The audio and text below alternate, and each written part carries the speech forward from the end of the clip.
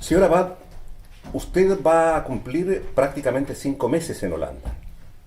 ¿Cómo lo han tratado? Me han tratado maravillosamente. Creo que hacía mucho tiempo no me sentía tan bien tratado. Yo no sé si se alcanza a ver por la ventana, pero además estoy en un sitio absolutamente paradisíaco. Pájaros, venados, ardillas, silencio, flores. Esto es como un monasterio donde uno no puede quejarse. Y no hay ni un escritor, yo soy el único escritor, lo cual también es muy cómodo. ¿Por qué los colegas pueden ser... Los colegas siempre hablan de lo mismo. En cambio aquí son científicos, científicos puros, científicos sociales, hablan de biología, de psicología, de historia. Y yo me salí de ese ambiente colombiano de puras peleas, ese ambiente pendenciero, duro, pesado, de insultos, de amenazas, y nada, aquí he podido escribir muy bien, tranquilo, contento. Bueno, es una beca muy generosa de la Letteren Fonds y del NIAS. Entre los dos me dan un estipendio, le dicen a esto, y es decir, yo no me preocupo, tengo una casita donde estoy con mi familia, no hago más que pensar en mi novela, pienso en ella de día y de noche, sueño con ella. Llevo 5 meses soñando despierto y soñando dormido con mi novela. Yo creo que no podían ofrecerme mejores condiciones para trabajar. Ahora, si no sale bien, no es culpa de ellos, es culpa mía completamente. Pero usted nos va a contar ahora el secreto mejor guardado. ¿De qué va la novela? La novela, el título de trabajo, que a lo mejor vaya a ser el título definitivo, es El Centro. Y tiene que ver con el centro de una ciudad, el centro de una ciudad imaginaria que yo me inventé en un libro hace más de 15 años. Angosta se llama la ciudad, para no tener que estar casado con una ciudad histórica ni nada de eso. La Angosta de hace 15 años era una Angosta futura, digamos del año 2025. Esta Angosta es contemporánea, es anterior a la novela anterior. Y el centro es, como le digo, el centro geográfico de una ciudad, ese centro que en América Latina hemos abandonado en casi todas partes, y también el centro del espectro político, el centro del interés de la vida. El centro tiene muchos sentidos, pero claro, hay una historia de amor, hay una historia de una pareja, y hay una historia política alrededor del centro de esa ciudad y de una obra de teatro que se representa al mismo tiempo y que también se llama El Centro, y que de alguna manera es como la parte irreal de la novela. Lo que pasa en la novela es lo real, y lo que pasa en la obra de teatro es lo real vuelto caricatura. Es muy difícil resumir una novela. Una novela es las palabras con las que está escrita. Hasta allí la introducción.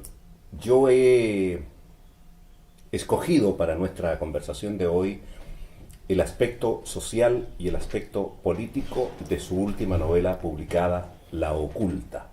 Sí. Y en el aspecto social, por ejemplo, hay una protagonista, Pilar, que se dio a sí misma la responsabilidad de acicalar, de hermosear a los muertos de la familia, de ponerlos bellos para que se vayan a la tumba con toda su dignidad. ¿Sigue existiendo eso de alguna manera en Colombia o se ha dejado todo a las funerarias? Pues es que eso es algo, las novelas mías son siempre una mezcla de realidad y ficción. Y hay un poema, yo en general escribo primero un poema y después una novela. Hay un poema en el que yo cuento lo que hacen mis hermanas. Y ese poema empieza diciendo que mi hermana la mayor maquilla muertos. O como decimos en Colombia, mi hermana la mayor arregla muertos. Ella sabe arreglar a los muertos. Claro que no arregla a cualquier muerto, no es un oficio que ella tiene por el que le paguen. Ella lo hace con la gente a la que ama, como se hacía en la antigüedad. La familia, las personas allegadas eran las que podían tocar al muerto, al cadáver, eran las únicas que lo podían hacer y lo hacían con todo el amor y con toda la precisión. Mi hermana aprendió con mi hermana, la que se murió a los 15 años, y de alguna manera mi papá, que era médico, le enseñó a ella cómo se arreglaba una persona después de su muerte. Y mi hermana a partir de ahí lo ha hecho con muchas personas, con parientes queridos. No pudo hacerlo con mi padre porque cuando lo matan a uno, eso ya es la policía y los jueces los que se encargan. Y es una de sus penas, no haberlo podido hacer con mi padre. No haber sido, digamos, la embalsamadora, la que pone el sudario, la que viste, la que maquilla. Es un tema muy duro, es un tema que puede sonar incluso horrible, pero ella lo hace. Y bueno, Pilar en este caso es una transposición de mi hermana la mayor, Mariluz, que se encarga de ese tipo de cosas. Entonces yo, como un homenaje a mi hermana, empiezo por ahí, por la que arregla a la madre cuando se muere. A propósito de las cosas que se hacen por amor, otra de las tradiciones, de las costumbres en vías de extinción, es esta preocupación de la familia por no llevar al desvalido, al anciano, al viejo, al que está enfermo, a un asilo o a un hospital para que muera allí. Sí. Porque muchos consideran en el día de hoy que esa es una tarea inviable del presente. Sí, tal vez los países pobres tienen muchos problemas, pero los países ricos tienen problemas distintos. Yo ahora hice un elogio de Holanda, y sin embargo aquí en el NIAS me he enterado de un tío de una compañera mía, de una fellow, como dicen aquí, de una compañera de beca, que realmente no saben qué hacer con este tío. Y entonces él tiene una enfermedad, Alzheimer, pero tiene problemas porque les pega a otros pacientes, entonces lo van pasando de un sitio a otro, y no saben realmente qué hacer con él. Pero no hay nadie, hijos, hermanos, sobrinos, parientes, que quieran encargarse de él, o creo que incluso está prohibido, si tiene Alzheimer, que alguien se encargue en la casa de él. Digamos que el sistema de los pobres, como no tienen plata y no hay un sistema de seguridad social tan fuerte y tan poderoso, es que la familia sigue ahí, protegiendo y cuidando al que los cuidó. Y los viejos no son desterrados, los viejos cuidan a los niños, los viejos hacen funciones, se cocina en la casa, no todo está comprado ya más o menos hecho para calentarlo rápido en un microondas. También la costumbre de cocinar empieza a desaparecer muchas veces. Si mucho se parte un queso, se hace un sándwich.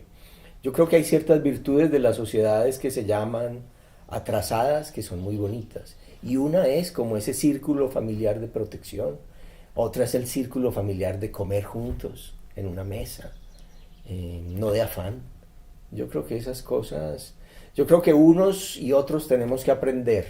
A mí me parece que a veces en los países desarrollados se pierden ciertas cosas que tuvieron ellos y que solo nosotros conservamos.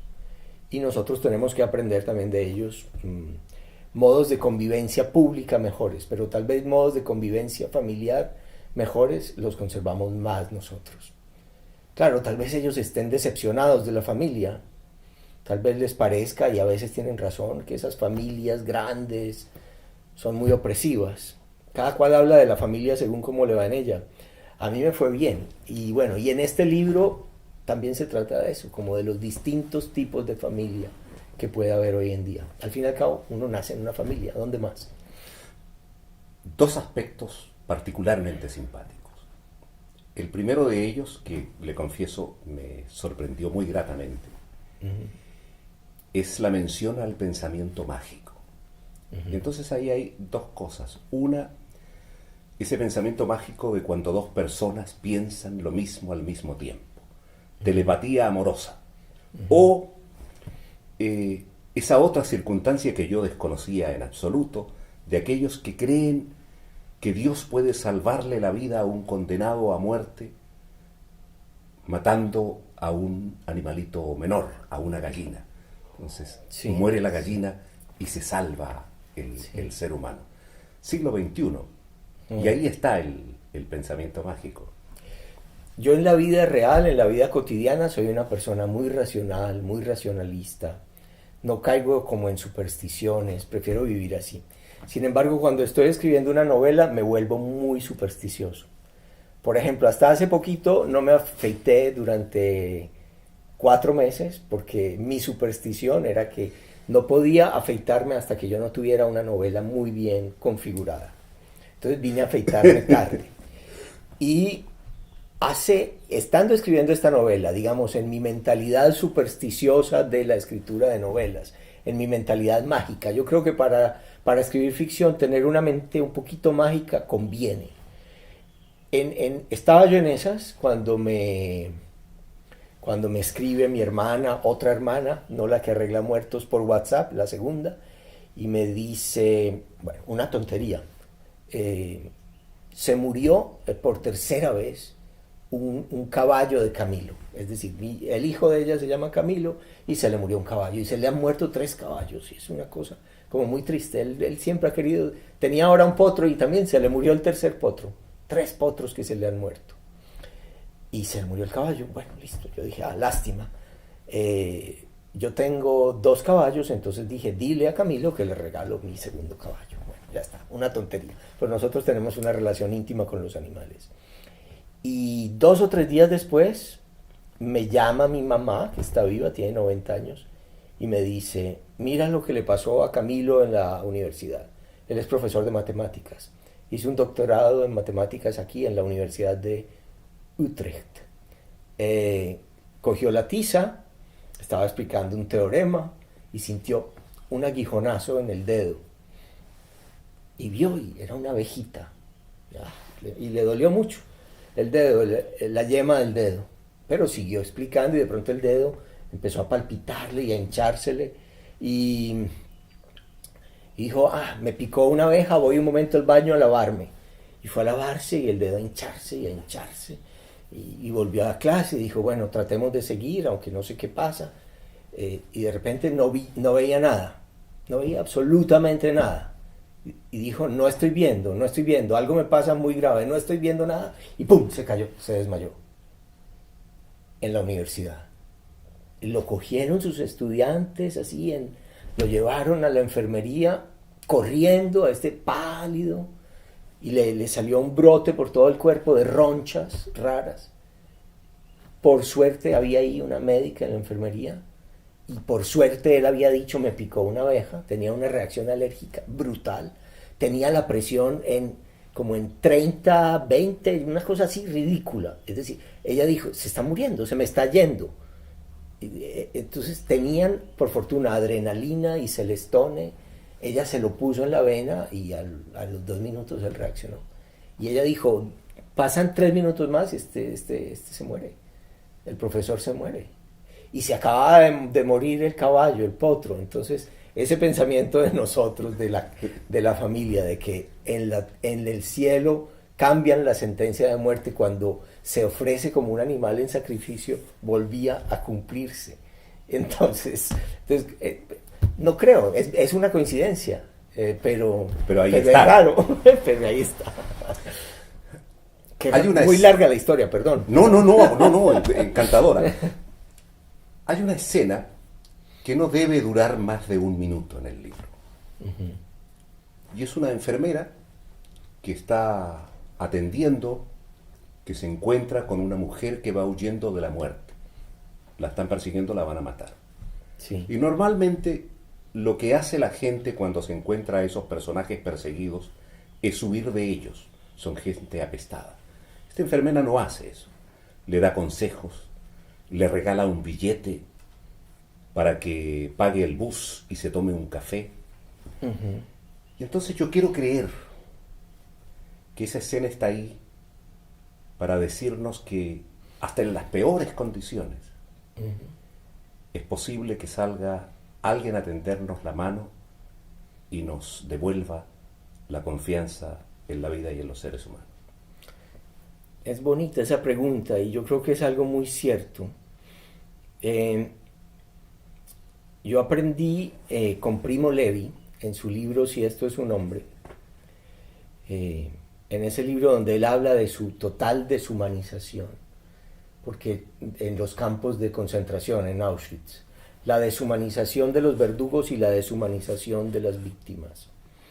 Él ahí encontró un señor, un italiano, que trabajaba por fuera del campo como obrero, apellido Perrone, y este señor le tiraba algo de comida a través de las vallas del campo de concentración. Y él decía, y luego Primo Levi decía, él que me dio, Perrone, en realidad no era por la comida que yo lo quiero, que yo estoy agradecido, o que yo sé que Perrone me salvó, sino porque él era el único que me miraba como un hombre. Él era el único que tenía compasión por mí como hombre. Y yo, que ya no era un ser humano, gracias a Perrone volví a ser un ser humano. Los perseguidos muchas veces son así, están sucios, están feos, están pobres, están maltratados, y entonces la gente los esquiva así como a la peste, como algo muy espantoso. Entonces alguien de repente sale, una persona que como que se sale del esquema natural del rechazo, del desprecio, de la antipatía, del desdén, y hace un acto generoso, y eso te puede salvar y cambiar la vida. Entonces sí, es importante. Voy a dejar algunos aspectos sociales porque si no, no nos va a dar el tiempo de la entrevista, y voy a pasar al aspecto político. Señor Héctor Abad Faciolince, usted de forma recurrente en La Oculta presenta a esta finca como la tierra que le da sentido a una vida. Uh-huh.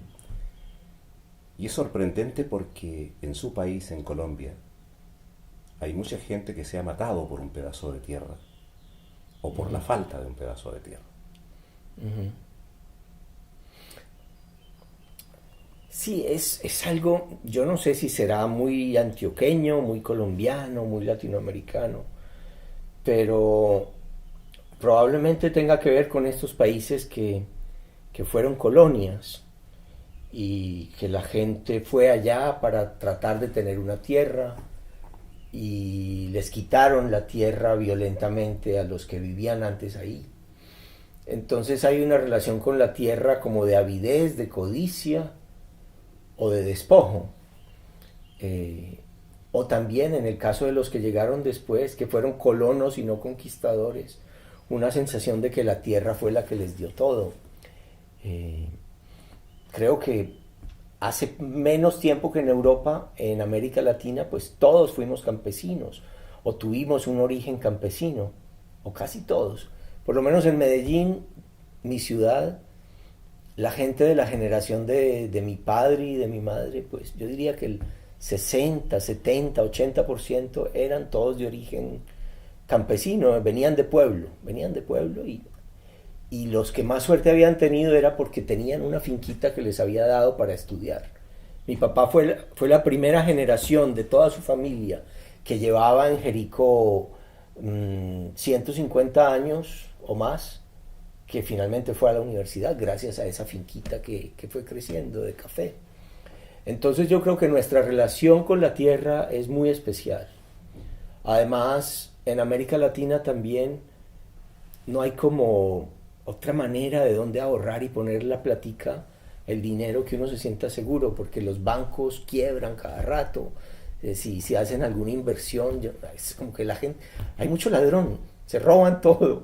Entonces la tierra es como lo único seguro, yo tengo esto y de aquí no me mueven y de aquí no me sacan. Y esto, si hay una gran inflación, pues también la tierrita sube de precio. Entonces hay un afecto por la tierra en muchos sentidos, hay una seguridad. Entonces es normal, pero es horrible también que algunos se apoderen de mucha tierra y entonces se vuelvan muy violentos para defender la tierra.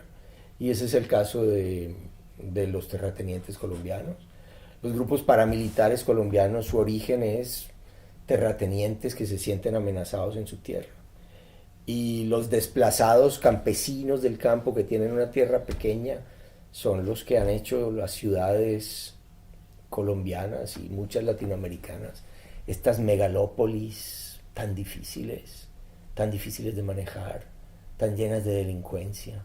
Expulsamos a la gente del campo por violencia, por despojo, por falta de colegios, de servicios básicos, de escuelas. Fueron a la ciudad y no hay presupuesto que baste para darles lo mínimo. Y tenemos unas locuras de ciudades y de países. Entonces hay algo ahí, yo no sé, a mí escribir una novela sobre la tierra, sobre una finca era raro en una época en que lo que importa son las urbes, las metrópolis, la vida ciudadana, el metro, los buses, el ruido de los conciertos, las bibliotecas, todo lo urbano. Pero también en este momento en que la discusión de Colombia es sobre la paz, es qué vamos a hacer con la tierra, van a poder volver algunos a su tierra o no, me parecía importante tratar de explicar cuál era como la raíz sentimental del apego a la tierra. Y en esta familia se entiende cuál es como ese aspecto sentimental profundo del apego a la tierra. Declaración explícita de un personaje. No sueño con la patria, como dicen los patriotas, pues mi patria es terrible. ¿Ahora menos? Sí, ahora menos. Uno diría que ahora menos. Cuantitativamente, es decir, en cantidad de muertos, en cantidad de asesinados, en cantidad de secuestrados. Cualitativamente sigue siendo muy parecida. Están matando otra vez algunas personas de partidos de izquierda y han matado en este año algunas decenas de ellos. Cuando el exterminio de la UP en los años 80 y 90 mataron a 6.000 de la UP. Uno podría consolarse diciendo, bueno, es muy distinto 6.000 en algunos años que unas decenas en unos meses, pero están siempre esos síntomas preocupantes de que Colombia va a salir de su tradición de violencia política, de conflicto, de confrontación, y cuando parece que va a salir, empieza otra vez la violencia. Vamos a ver si esto va a ser para saltar hacia adelante y salir finalmente de eso, o para volver atrás. Espero que sea lo primero. Usted ha asumido una posición muy clara y definida frente al proceso de negociación y la búsqueda de paz en Colombia. Sí. Entre estos dos sectores, aquellos que se dicen uribistas, que condenan el proceso, y aquellos que apoyan los esfuerzos que hace el gobierno de Colombia para lograr finalmente la paz con la guerrilla de las FARC. Usted ha optado por ese camino, por el de la búsqueda de la paz. No se necesita ser un investigador muy sagaz para pensar que usted se ha hecho de muchos enemigos en el último tiempo. Pues sí, hay gente que no le gusta lo que yo escribo, pero al mismo tiempo me he hecho de muchos amigos. Por supuesto. Tengo también muchos amigos, afortunadamente. Yo me siento querido por mucha gente y odiado por unos cuantos, ¿y qué se va a hacer? Y a veces odiado por gente de la izquierda y de la derecha al mismo tiempo. Pero al menos no me pueden acusar de ser inconsecuente. Cuando el expresidente Uribe, en esa época presidente, hizo el proceso de paz con los paramilitares, y los paramilitares eran los que asesinaron a mi padre, escribí explícitamente que yo estaba de acuerdo con ese proceso de paz con los paramilitares, que no tenía problema en que hubiera impunidad con los paramilitares, que lo único que pedíamos nosotros en la familia y yo personalmente era verdad, que ellos dijeran sus crímenes, cómo los habían hecho, por qué los habían hecho, y listo, que se murieran de viejos como hubiéramos querido nosotros que se muriera mi padre y que no fueran a la cárcel.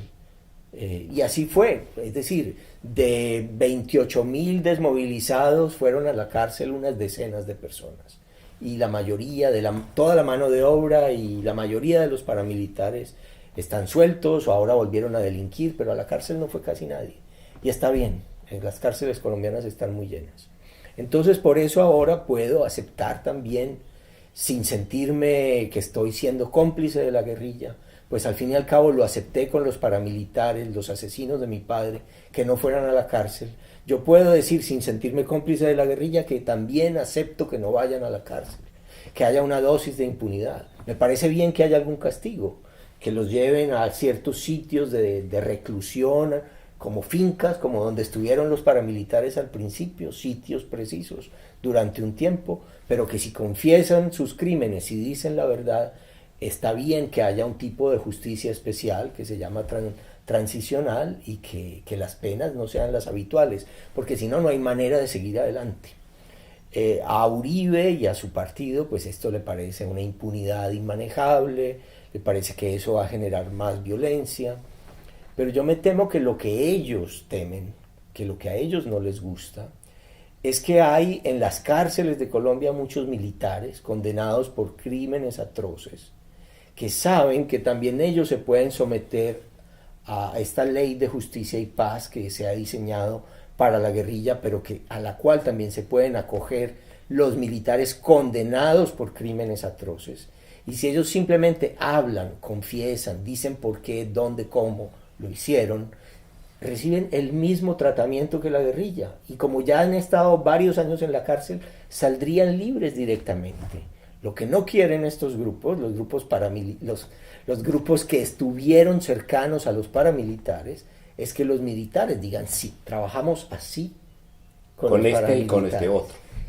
Con este y con este otro, inducidos tal vez por algunas personas que jamás se manchan las manos, que son íntegros, que no matan a nadie, pero que insinúan qué es lo que deben hacer los que realmente se ensucian las manos. Entonces, yo creo que cuando yo trato de analizar por qué esta oposición tan fuerte, yo creo que ellos no quieren que los militares hablen más de la cuenta, digo los condenados.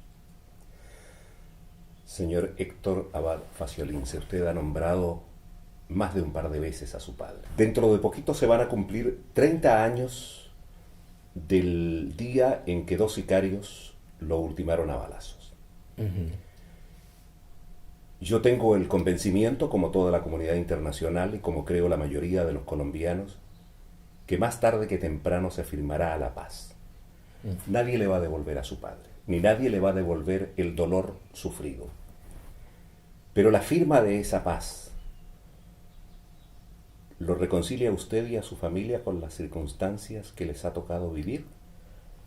Pues es que ese era un anhelo, un sueño de mi papá. En el año 84 gobernaba Belisario Betancur, era el presidente de Colombia.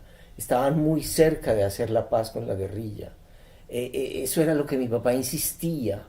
Cuando él se veía con el presidente le decía, ánimo, siga animando, siga criticando a los militares para que no mate más gente, siga criticando, tranquilo.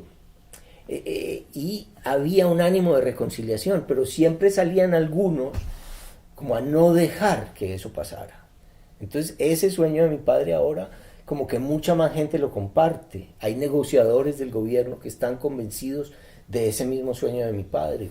Cuando él lo decía, él era una persona, una voz mucho más aislada, que clamaba en el desierto, digámoslo así, y que le fue muy mal por clamar en el desierto cosas que eran muy sensatas, pero que parecían terribles. Pero había también un grupo dentro del Estado que quería hacer la paz. Colombia una y otra vez ha querido hacer la paz y se ha desbaratado.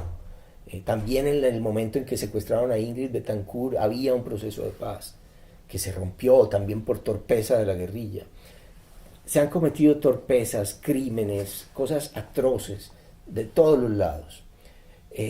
Uno lo que quisiera es para la gente del futuro, para mis hijos, para mis nietos, cuando los tenga, es un país mejor, un país distinto, un país más justo, un país menos violento.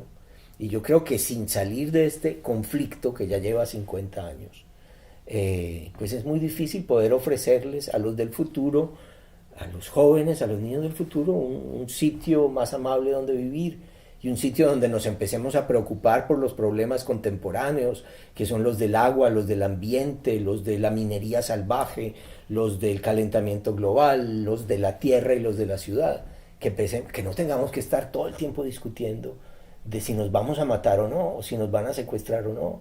Es decir, todavía Es que parecemos una sociedad atrasada en todos los sentidos. Ese no debería ser el tema. Deberíamos proteger a nuestro gran país, a un país maravilloso y rico en aguas, en selvas, en animales, en un país distinto, muy distinto a Holanda, pero que puede ser justo como Holanda. En esas montañas también se puede dar un país más civilizado y más pacífico. Y hay un país donde las cárceles se vayan vaciando y no que estén llenas y llenas de personas que van allá no a salir adelante, no a dejar de ser delincuentes, sino a aprender incluso a ser más delincuentes que antes. Muchísimas gracias. Gracias, Cepeda, muchas gracias.